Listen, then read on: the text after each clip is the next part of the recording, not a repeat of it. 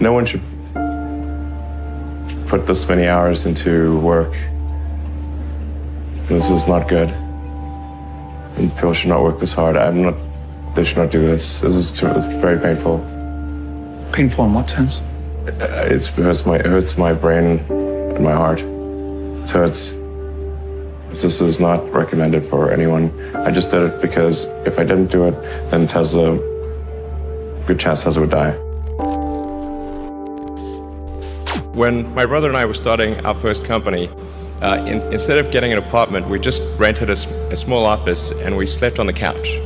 And we showered at the YMCA, and we're so hot up we had just one computer, so the website was up during the day, and I was coding at night, 7 days a week, all the time.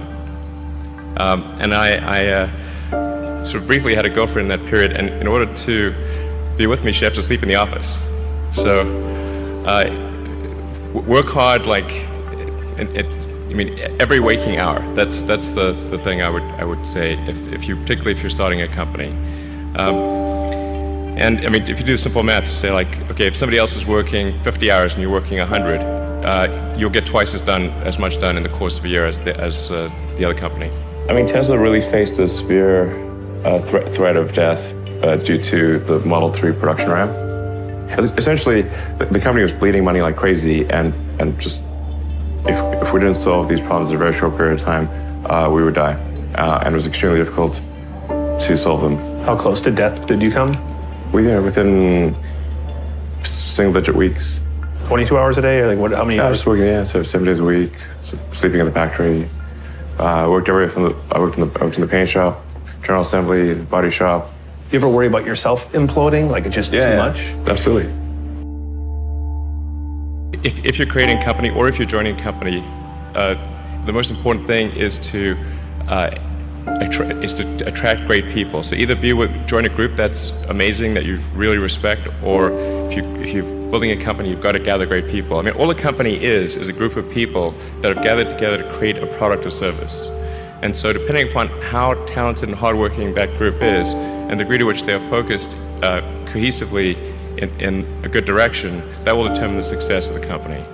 So do everything you can to gather great people if you're creating a company. It's good to think in terms of the physics approach or first principles, which is, rather than reasoning by analogy, you boil things down to the most fundamental truths you can imagine, and you reason up from there.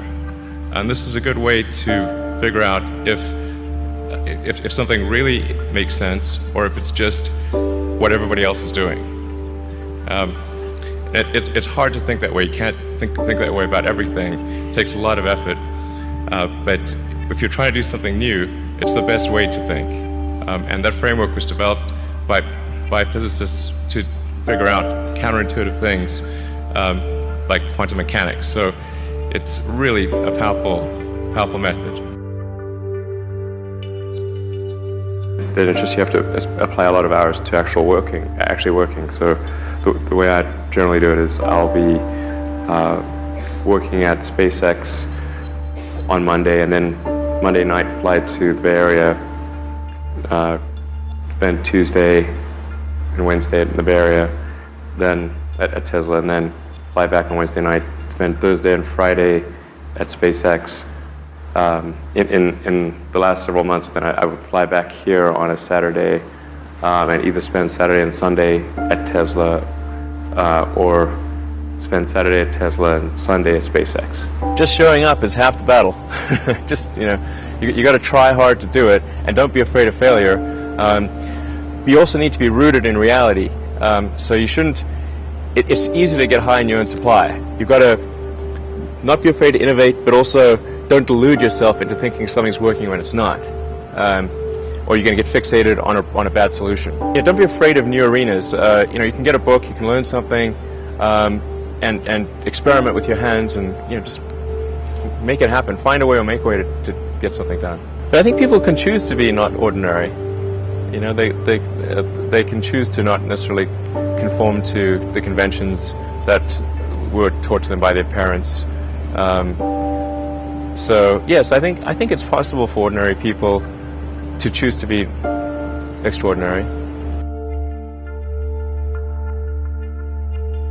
If somebody is doing something that is useful to the rest of society, I think that's a good thing. Like, it doesn't have to change the world. Like, you know, if you're doing something that has high value to people, if it has a small amount of good for a large number of people, I think that's fine. Like, stuff doesn't need to be changed the world just to be good. Being focused on something that you're confident will have high value to someone else, and just being really rigorous in making that assessment, because people tend to, a natural human tendency is wishful thinking. So a challenge for entrepreneurs is to say, well, what's the difference between really believing in your ideals and sticking to them versus pursuing some unrealistic dream that doesn't actually have merit? And that is a really difficult thing to tell. Can you tell the difference between those two things? Right. You know? So you need to be sort of very rigorous in your self-analysis. I think certainly extremely tenacious, and then just work like hell. I mean, you just have to put in, 80 to 100-hour weeks every week. But all those things improve the odds of success. Okay. I mean, if other people are putting in 40-hour work weeks and you're putting in 100-hour work weeks, then even if you're doing the same thing, you know that in 1 year you will achieve what they achieve. You will achieve in 4 months what it takes them a year to achieve. You construct this like there's this great holy grail potential in the future. You have to stay grounded in the short term. So because if you don't do things that pay the bills, you're not going to achieve the ultimate long-term objective. But it's nice to have that sort of holy grail long-term potential out there as an inspiration for coming to work. It's really a mindset. You have to decide, we're going to try to do things differently. Well, provided that they're better. You shouldn't do things differently just because they're different. They need to be different and better. But I think you just have to sort of decide. Let's think beyond the normal stuff and have an environment where that sort of thinking is encouraged and rewarded, and where it's okay to fail as well. Because when you try new things, you try this idea, that idea. Well, a large number of them are not going to work, and that has to be okay. If every time somebody comes up with an idea, it has to be successful, you're not going to get people coming up with ideas. You had that third failure in a row. Did you think, I need to pack this in? Never. Why not?